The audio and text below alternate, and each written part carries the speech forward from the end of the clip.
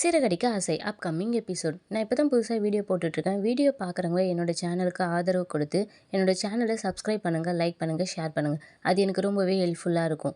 Video இன்ட்ரெஸ்டிங்காக இருக்கணும்னு சொல்லிட்டு வீடியோக்கு நடுவில் ஒரு விடுகதை கேட்டிருப்பேன். அந்த விடுகதையை பார்த்தோன்னே யார் ஆன்சர் கண்டுபிடிச்சிங்கன்னு கமெண்ட் பண்ணுங்கள். தெரியாதவங்க வீடியோ கடைசியில் பார்த்து தெரிஞ்சுக்கோங்க. முத்துவை சவுத் இந்தியா டூரிஸ்ட் அசோசியேஷனில் மெம்பராக ஜாயின் பண்ணிக்க சொல்லிட்டு போனதுலேருந்து எல்லாருமே ரொம்ப ஹாப்பியாக இருப்பாங்க. சுற்றி பார்த்தீங்கன்னா முத்துக்கு கை கொடுத்து வாழ்த்துவாங்க. நானும் ஹோட்டல் ஆரம்பிச்சிருக்கேன், அதில் உங்களை மாதிரி பெரிய ஆளாக வரணும்னு நினைக்கிற முத்து அப்படின்னு சொல்லுவாங்க. ரவியும் பார்த்தீங்கன்னா உனக்கு தம்பியாக இருந்துட்டு நானும் உங்களை பாதியாவது செய்யணும்னு நினைக்கிறேன்டா அப்படின்னு சொல்லுவாங்க. அதெல்லாம் ஒன்றும் இல்லை, நீங்கள் படித்தவங்க, உங்களால் எல்லாமே பண்ண முடியும். நானும் மீனாவும் படிக்காதவங்க, எங்களோட உழைப்பில் தான் முன்னேற முடியும் அப்படின்னு சொல்லுவாங்க. உடனே அவங்க அம்மா பார்த்தீங்கன்னா அதுக்கு தான் படிக்க வேண்டிய வயசில் படிக்கணுன்றது அப்படின்னு சொல்லி விஜயா சொல்லுவாங்க. உடனே அண்ணாமலை இப்போ கூட அவனை பாராட்டணும்னு நினைக்கல, இப்போ கூட நீ வந்து அவங்ககிட்ட இருக்கிற குறைய தான் குத்தி காட்டுற அப்படின்னு சொல்கிறாங்க. இன்னும் இப்போ இவன் சாதிச்சுட்டான், ஒரு அசோசியேஷனில் மெம்பராக ஜாயின் பண்ணது ஒரு பெரிய சாதனையா, என் பையன் மனோஜ் இதை விட பெரிய ஆளாக ஒரு நாள் ஆவான் பாருங்க அப்படின்னு சொல்லிட்டு அவங்க போயிடுறாங்க. விஜயா பேசுனது முத்துக்கு வருத்தம் இருந்தாலும் அவர் ரொம்பவே சந்தோஷமாக இருப்பார். அந்த ஷால்வையை மீனாக்க போட்டு, இது என்னோட முதல் ஷால்வை, இதில் எனக்கு மட்டும் பங்கில் உனக்கும் இருக்குது, இது மாதிரி நீயும் வாங்கணும் மீனா அப்படின்னு சொல்லுவாங்க. கண்டிப்பாக வாங்கலாங்க அப்படின்னு சொல்கிறாங்க. அதுக்கப்புறம் பார்த்தீங்கன்னா மனோஜை காட்டுறாங்க. சந்தோஷ் கடகடன் மனோஜ் கிட்ட வந்துட்டு, சார் அவர் வந்துட்டாரு அப்படின்னு சொல்கிறாங்க. யார் அப்படின்னு சொல்கிறாங்க. அதான் நான் சொன்னேன்ல, கணித சக்கரவர்த்தி சக்திவேல் அப்படின்னு சொல்கிறாங்க. ஜோசியக்கார் வந்திருப்பாங்க. மனோஜ் எதிர்பார்த்தது ருத்ராட்ச கொட்டெல்லாம் போட்டுன்னு ஏதோ ஜோசியக்கார் வருவாருன்னு பார்த்தாங்க. ஆனால் இவர் டிப்டாப்பாக நல்லா ஹின் பண்ணிட்டு டக்கின்லாம் பண்ணிட்டு வந்திருப்பாரு. அவரை மேலும் கீழமாக பார்க்குறாரு. வாங்க வாங்க சார் உட்காருங்க அப்படின்னு சொல்கிறாங்க. அவர் உட்காரும்போது கூட கையிலே கணக்கு போடுறாரு, இங்கே உட்காரலாமா இல்லையான்ட்டு. உட்காந்துட்டு இடம் உட்காரும்போது கூட பார்த்து தான் உட்காரணும் அப்படின்னு சொல்கிறாரு. சரி சொல்லுங்கள் உங்களுக்கு என்ன பிரச்சனை அப்படின்னு சொல்கிறாங்க. 2 வருஷமாக இந்த கடை ரன் பண்ணிகிட்ருக்கேன், எனக்கு லாபமே இல்லை, இதில் வேறு நிறைய கடன் வேறு இருக்குது, இவங்களுக்கெல்லாம் சம்பளம் கொடுக்க முடியுமா முடியாதான்னு கூட தெரியல, அந்த நிலைமையில போயிட்டுருக்கு, நல்ல லாபம் வரணும், கடை நல்லா ரன் ஆகணும், எனக்கு கடன்லாம் தீரணும் அப்படின்னு சொல்கிறாங்க. நான் சொல்கிற மாதிரியே நீங்கள் எல்லாமே ஃபாலோ பண்ணிங்கன்னா உங்களுக்கு கோடி ரூபாய் லாபம் வரும் அப்படின்னு சொல்கிறாங்க. உங்களுக்கு கோடி ரூபாய் லாபம் வந்தால் அதில் எனக்கு 10% தரணும் அப்படின்னு சொல்கிறாரு. கோடி ரூபாய் வந்தால் 10% என்ன 15% கூட தருவேன், நீங்கள் என்ன பண்ணணும்னு மட்டும் சொல்லுங்கள் அப்படின்னு மனோஜ் சொல்கிறாரு. சரி ஓகே இருங்க அப்படின்னு சொல்லிட்டு அவர் லேப்டாப் எடுத்து பார்த்தீங்கன்னா மனோஜ் பேருக்கு வந்து அவர் வந்து லேப்டாப்பில் ஜோசியம் பார்க்குறாங்க. பார்த்துட்டு உங்கள் பேரில் தான் மிஸ்டேக் அப்படின்னு சொல்கிறாரு. என்ன சொல்கிறீங்க, உங்கள் பேர் கூட ஒரு பேரை சேர்க்கணும் அப்படின்னு சொல்கிறாங்க.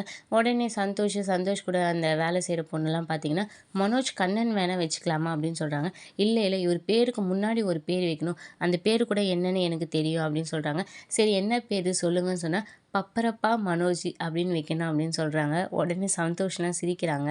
ஆமாம் பப்பரப்பா மனோஜ், இனிமேல் உங்களை எல்லாருமே பப்பரப்பா மனோஜ்னு தான் கூப்பிடணும் அப்படின்னு சொல்கிறாங்க.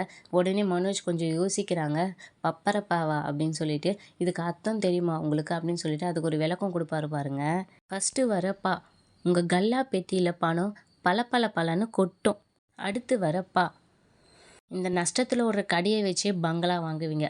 அடுத்து வர ரா, உங்களோட வியாபாரம் ராக்கெட் ரேஞ்சில் போகும். அடுத்து வரப்பா பல்லக்கு, நீங்கள் கடையை விட்டு வெளியே போகும்போது உங்கள் கஸ்டமர்லாம் உங்களை பல்லக்கிலேயே கூட்டிகிட்டு போவாங்கன்னு சொல்லுவாங்க. கடைசியாக வர ரப்பா, சொல்லும்போது நம்மளுக்கே சிரிப்பு தான் வரும். அந்த ரப்பாவுக்கு ஒரு அர்த்தம் சொல்லுவாங்க பாருங்கள், உங்களுக்கு இருக்க கஷ்டம் ப்ராப்ளம் எல்லாத்தையும் ரப்பர் வச்சு அழிச்சா மாதிரி ஆகிடும் அப்படின்னு சொல்லுவாங்க. எல்லாம் கேட்டுட்டு மனோஜ் ஈன்னு இழிச்சிக்கிட்டு, இந்த வார்த்தைக்கு இவ்வளோ பெரிய அர்த்தம் இருக்கா அப்படின்னு சொல்லுவாங்க. உடனே சந்தோஷம் அந்த கடையில் வேலை செய்கிற பொண்ணும், அவர் சொல்கிறாருன்னா அதில் ஒரு அர்த்தம் இருக்கும் அப்படின்னு சொல்கிறாங்க. அவர் சொல்லும் போது எங்களுக்கே புல்ல அரிச்சுது அப்படின்னு சொல்லுவாங்க. அவர் சொல்கிற மாதிரி உங்கள் பேரை மாற்றினா நீங்கள் எங்கேயோ போயிடுவீங்க பாஸ் அப்படின்னு சொல்கிறாங்க. மனோஜ் அதுக்குள்ளே கனவுல மிதக்க ஆரம்பிச்சிடுறாரு. அதுக்கப்புறம் உங்களோட எல்லா ஐடென்டிஃபைலையும் உங்கள் பேரை மாற்றணும். குறிப்பாக உங்கள் வீட்டில் இருக்கவங்களாம் உங்களை பப்பரப்பா மனோஜ் அப்படின்னு தான் கூப்பிடணும். ஏன்னா உங்களை அதிகமாக கூப்பிடுறது அவங்க தான். அதனால் அவங்க கண்டிப்பாக உங்களை பப்பரப்பா மனோஜ் தான் கூப்பிடணும். இதுக்கப்புறம் எல்லாருமே உங்களை அப்படி தான் கூப்பிடணும்னு சொல்கிறாங்க. உடனே சந்தோஷ், நானும் உங்களை இனிமேல் பப்பரப்பா மனோஜ்னு தான் கூப்பிடுவேன் அப்படின்னு சொல்கிறாரு. மனோஜ் கொஞ்சம் யோசிக்கிறாரு. உங்களுக்கு கோடி ரூபாய் வேணுமா வேணாவா, வேணும்னா உங்கள் பேரை மாற்றுங்க அப்படின்னு அந்த ஜோசியக்கா சொல்கிறாரு. மனோஜும் சரின்னு சொல்லிடுறாரு. இதுக்கப்புறம் நான் உங்கள் கூடவே தான் ட்ராவல் பண்ணுவேன், உங்கள் லைஃப்பில் இனி வர எல்லாமே நான் சொல்கிறபடி தான் நீங்கள் செய்யணும் அப்படின்னு சொல்கிறாங்க. மனோஜ் சரின்னு சொல்லிட்டு கொஞ்சம் திருன்னு முழிக்கிறாரு. இன்றைய விடுகதை, அடித்தாலும் உதைத்தாலும் அவன் அழமாட்டான், அவன் யார்? அதுக்கப்புறம் சத்யாவையும், ரேகாவையும் காட்டுறாங்க. சத்யாவும், ரேகாவும் பார்த்தீங்கன்னா, கிராமத்த சுத்தி பார்த்துட்டு ரீல்ஸ்லாம் பண்ணிட்டு, செல்ஃபிலாம் எடுத்துட்டு இருப்பாங்க. அத கிராமத்துல ஒரு 4 பேர் பார்ப்பாங்க. இவங்க யாரு புதுசா இருக்காங்களே அப்படின்னு சொல்லிட்டு, இவங்க ஒரு வயல்வெளியில செல்ஃபி எடுக்க போவாங்க. அப்ப கூப்பிட்டு கேட்பாங்க, "நீங்க யாரு?" அப்படின்னு சொல்லிட்டு. "நாங்க நாச்சியார் பாட்டி வீட்டுக்கு வந்திருக்கோம்" அப்படின்னு சொல்லுவாங்க.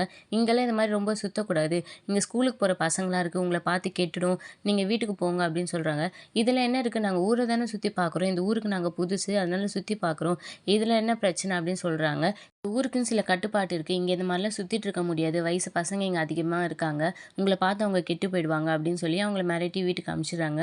அதுக்கப்புறம் சத்யாவும், ரேகாவும் சரி வா நம்ம போலாம் பாட்டி சமைச்சு வச்சிருப்பாங்க போய் சாப்பிடலாம்னு சொல்லிட்டு அவங்க வீட்டுக்கு கிளம்பிடுவாங்க. கிராமத்து ஆளுங்கலாம் ஒண்ணு சேர்ந்து அவங்க பாட்டி வீட்டுக்கு போய் இவங்க யாரு புதுசா இருக்கு. அங்கங்க ரீல்ஸ்லாம் எடுத்துட்டு சுத்திட்டு இருக்காங்க. இவங்கள பார்த்து நம்ம பசங்க கெட்டு போயிடாதா? ஸ்கூல் படிக்கிற பசங்கலாம் கெட்டு போயிடாதா? அப்படின்னு சொல்றாங்க. பாட்டி உடனே கத்த ஆரம்பிச்சுடுறாங்க. ஏன் இப்ப எல்லாமே ஃபோன்லயே வந்துச்சு. ஃபோன பார்த்து கெடாம இவங்க பண்றத பார்த்தா கெட போறாங்க. உங்களுக்கு என்ன வந்தது? அப்படின்ற மாரி கேட்குறாங்க. இல்ல இவங்க யாரு? இவங்க யாரு? அப்படின்னு கேட்குறாங்க. இப்போ உங்களுக்கு சொல்லியே ஆவணுமா? இது மீனாவோட தம்பி. இவங்க 2 பேரும் சீக்கிரம் கல்யாணம் பண்ணிக்க போறாங்க. அதனால உங்களுக்கு என்ன பிரச்சனை? அப்படின்னு சொல்லி கேட்குறாங்க. அவங்க கொஞ்ச நாளைக்கு இங்க தான் இருப்பாங்க. முதல்ல நீங்க எல்லாம் கரெக்ட்டா? நீங்க எல்லாம் ஒழுங்கா இருக்கீங்களான்னு பாருங்க அப்படின்னு சொல்லிட்டு பாட்டி திட்டி அவங்கள அனுப்பிச்சு விட்டுருவாங்க. அதுக்கப்புறமா சத்யா பார்த்தீங்கன்னா, எங்களால உங்களுக்கு தானே பாட்டி கஷ்டம். அதெல்லாம் ஒண்ணும் இல்ல. நீங்க போய் சாப்பிடுங்க.